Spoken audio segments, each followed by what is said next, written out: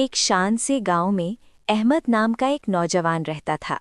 وہ نمازی تھا، نیک دل تھا اور ہمیشہ لوگوں کی عزت کرتا تھا۔ ایک دن دوستوں کی محفل لگی ہوئی تھی۔ ہنسی مذاق کے بیچ اچانک کسی غیر حاضر انسان کی برائی شروع ہو گئی۔ احمد بھی وہاں بیٹھا سب کچھ سن رہا تھا۔ اسی شام مسجد میں امام صاحب نے کہا، غیبت کرنا ایسا ہے جیسے اپنے مردہ بھائی کا گوشت کھانا۔ یہ بات سیدھا احمد کے دل میں اتر گئی۔ نماز کے بعد احمد اکیلا بیٹھ گیا۔